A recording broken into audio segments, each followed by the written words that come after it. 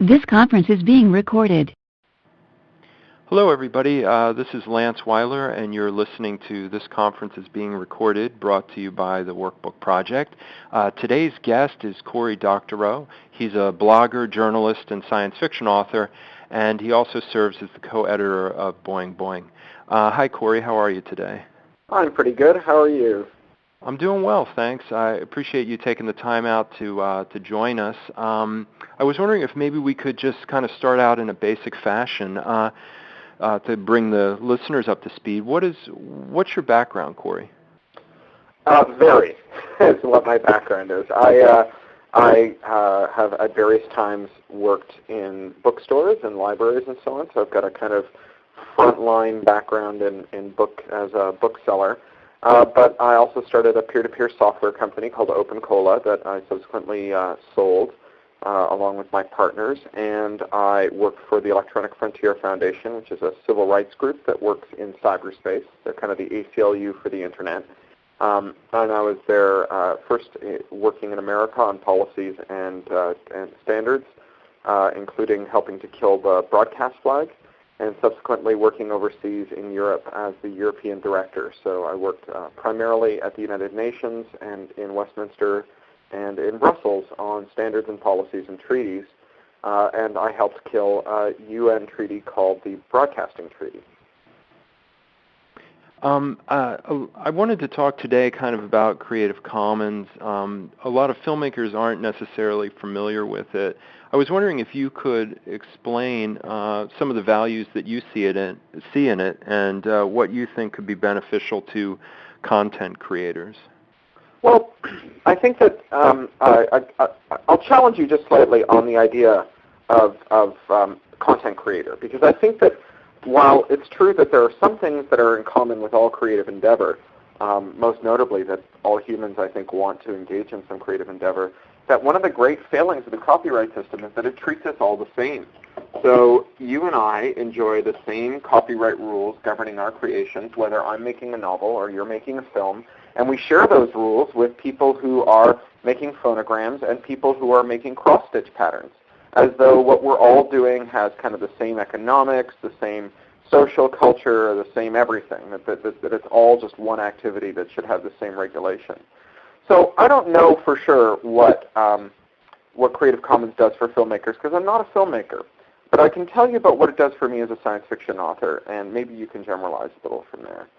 I have used Creative Commons licenses on all of my books to date. My novel, Down and Out in the Magic Kingdom, which was published in January 2003, my first novel, was the first book released under a Creative Commons license.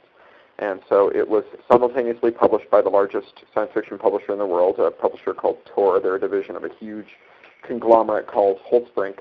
And it was published and downloaded something like 30,000 times in the first 24 hours. And at this point, it's standing somewhere around 750,000 downloads. The book's in its 6th or 7th printing now, and in fact, I just got a check today for the French publication of it. It's been published in like 7 languages and going on more. And the Creative Commons license on that book, I think, made it into something that people could share and evangelize in a way that is harder to do with a printed book. It exploited the fact that copying is a social activity that is construed in the context of the entertainment industry.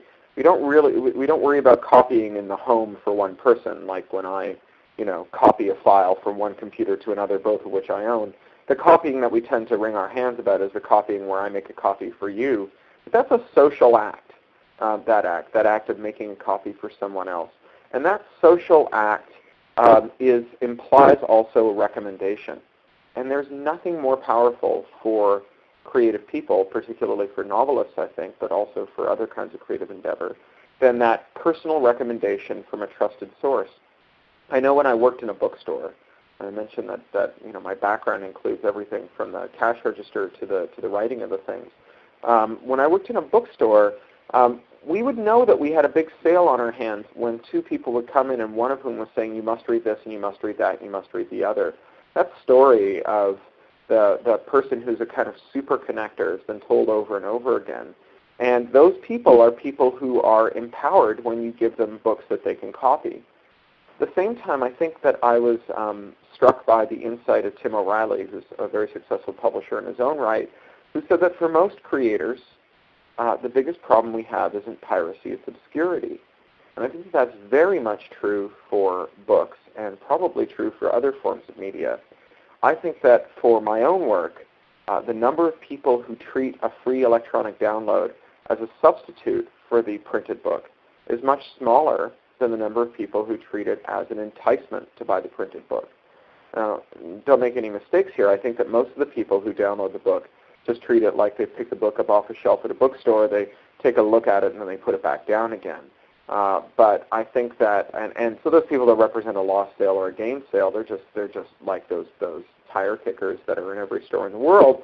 But the people who download the book and conclude on the basis of downloading it that they should own a copy, those people are new sales for me.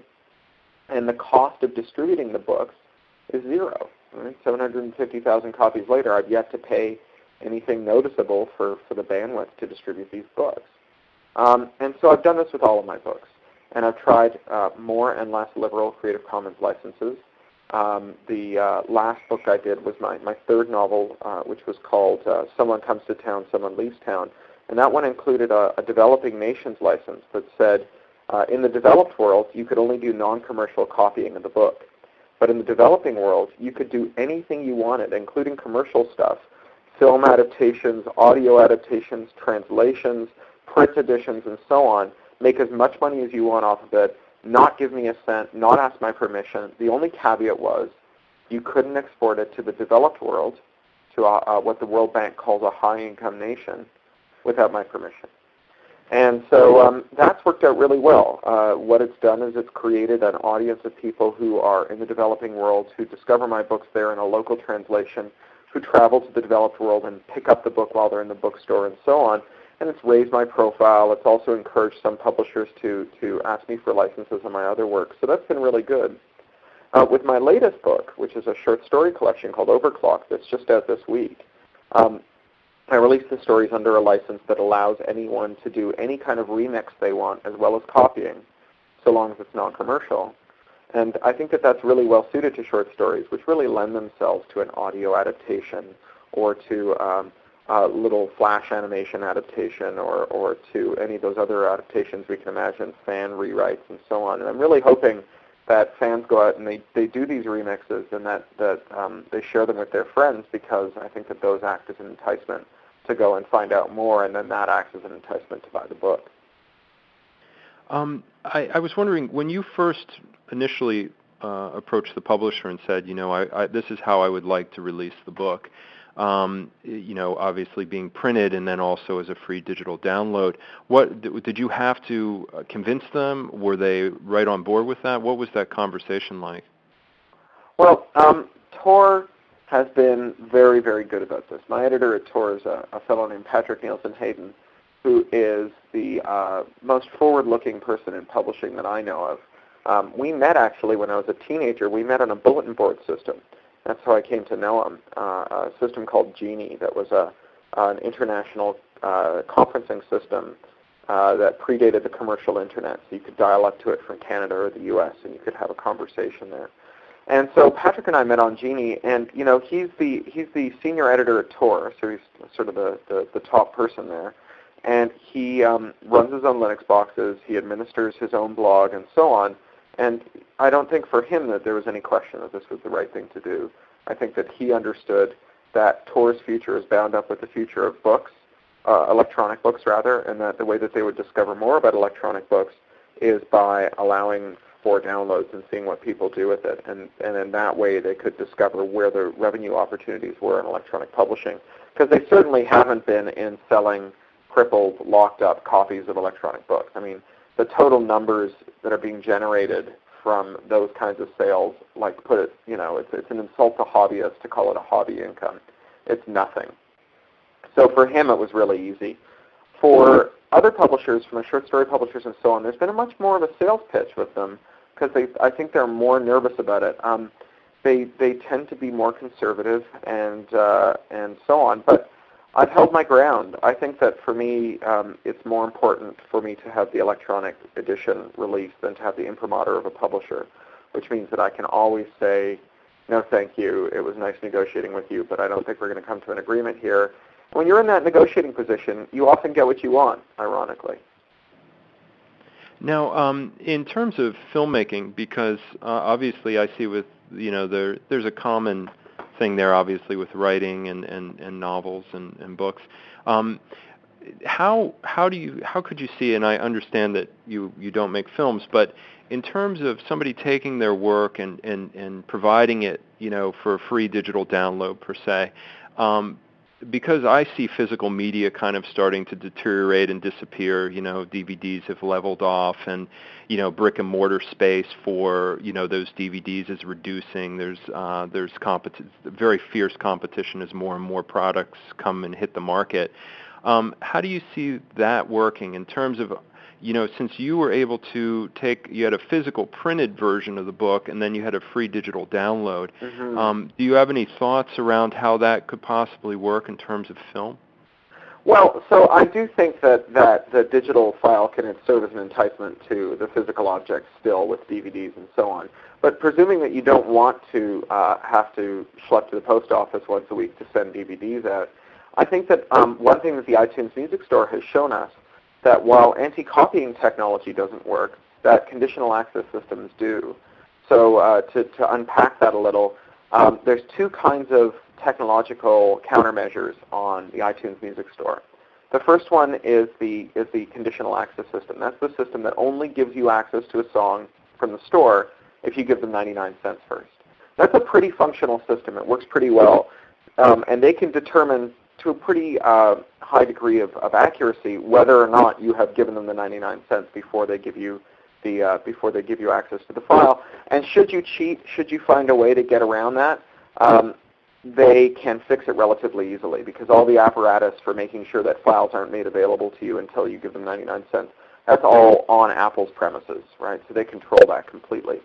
Now, the other system that's part of the iTunes control system is what's called the Digital Rights Management, or DRM. And that's the stuff that tries to control how you use the file after you get it. Now, that stuff just doesn't work at all. That's supposed to stop you from playing it on too many computers or loaning it to your friends or whatever. But the reason it doesn't work at all is that you can get everything that's in the iTunes Music Store without anti-copying software on it for free from Kazaa, eDonkey, and all the other peer-to-peer software networks. So everyone who gets an iTunes starts by deciding that they don't want to rip it off. Right? They start by deciding that they want to do the honest thing. And all the anti-copying technology does is drive them to do the dishonest thing, to go and download an infringing copy when they run up against a limit, like wanting to put their song on their phone, but their phone isn't licensed by Apple or whatever. Right? So the thing that this proves is that you can sell tons and tons of media online, and iTunes really has proved that. It's 1.5 billion tracks or something. But that anti-copying technology doesn't help. So no one goes out and buys a song from the iTunes Music Store because they're hoping to get some music that's restricted. Right? No one woke up this morning and said, I wish there was a way I could do less with my music. Maybe Apple has something up that line for me. So because people are buying the iTunes music in spite of the DRM or in ignorance of the DRM or because they don't care about the DRM, but not because they want it, we can say, I think with some certainty that if the DRM was taken away, people would continue to buy Apple Music. So if you wanted to, I think you could put up a site where you sold movies and where what you were selling was access to an MPEG file that people could share and so on if they wanted to, and you could just ask them not to do it. I think that's all that anyone can do anyways, because the fact of the matter is bits are never going to get any harder to copy than they are today. There's no future in which the hard drives are going to get larger and less capacious and more expensive, or in which the networks are going to become harder to access and slower. From now on, bits just get easier to copy. And if your business relies on the bits being harder to copy, you're out of business. And there are some filmmakers who are figuring out how to make a living at it, but they're making art that's kind of endemic to the internet, right? So it's got advertising in it, or it's got product placement in it, or it's a loss leader for something else, or it's a commission. They're making art that makes sense in a world where the internet exists. In the same way that once the radio came along, people started recording different kinds of songs because suddenly the predominant way that artists could get paid, or composers anyways could get paid, was through airplay and not through Tin Pan Alley sheet music sales. And so artists always change with the times. And if you want to see successful filmmakers, look to people like the Happy Tree Friends, and to all my examples are funny cartoons because that's about my speed. But Strong Bad and Strong Bad / Homestar Runner and Jib Jab and so on. These folks are making great little animations and videos, and they're making big money off of it, and they're doing it on the cheap in a way that doesn't suffer when it gets copied. Red versus Blue would be another example. In fact, All That Machinima video I think is a good example, and so on. Let me ask you, you've obviously built up a large audience for yourself online. Do you have any words of advice for others who are hoping to do the same? Well, not in particular. I mean, what I have is some advice for blogging and what I think makes a good blog, because I think that's where I've gotten my audience from, is from co-editing Boing Boing, which is, we've got a couple million readers a day at this point. And I think that Boing Boing's secret sauce is pretty straightforward. On the one hand, I do think we have good judgment. We find good stuff and we write about it well. But the other thing that we do is we're really straightforward about what it is. You'll never find a link on Boing Boing, or rarely find a link on Boing Boing that says, oh my God, this is the funniest thing ever, go see it. Or that has a long meandering introduction before we get into the actual meat of the subject. We always try to make our headlines and our leads as clear and unambiguous as possible. It's kind of like writing for a wire service like the Associated Press or UPI, because the majority of people who read Boing Boing read the headlines through a headline reader, what's called an RSS reader. And unless the headlines are descriptive, they'll never click through on them. So, oh my God, funniest thing ever, just doesn't entice people because there's 20,000 headlines that have arrived this morning, and you're going to look at the ones that you're sure you're interested in, not the ones where you have to look at them to find out whether you're interested in them. So we always try to kind of give people attention conservation notices that will help them decide what they do and don't want to see. So I think that's my biggest tip. The other thing that we've done is when we recognized that people really wanted to read Boing Boing through these headline readers, we decided that we would put the entire body of the message of the posts in our syndicated feed, rather than what other sites have done, which is to just put a couple sentences worth of teaser and then entice people to come look at the site and see a banner ad. And we just figured that if people wanted to read through a headline reader, we shouldn't be telling them that no, they're wrong to read through a headline reader because we can't figure out how to make money off of it. We should instead provide them with what they want and then figure out a way to make money off of it. And so we found it took a long time. We've started to find some advertisers who will advertise in our headlines. And so that's starting to make us money too. And we're doing it without trying to second guess what our audience is telling us they want. Well, Corey, I want to thank you so much for taking the time to talk to us today. And if somebody's interested in finding out more about what you're doing, what's the best way to get to purchase or to download your work? Well, so craphound.com, CRAPHOUND, is my personal site. And craphound.com/overclocked is the site for my new short story collection, OVERCLOCKED. And boingboing.net is my the weblog that I co-edit with three friends. So those are the best ways to stay on top of what I'm doing. Well, thank you so much, Corey. I really appreciate it, and I wish you the best of luck with your work. And I think it's very exciting, and I think some of the things that you distilled to us today is very relevant in terms of where we are with making our work, filmmaking-wise, and the ideas of embracing what always seems to be kind of counterintuitive for people, the idea of letting things go. So I appreciate that. Well, thank you very much. Have a great day.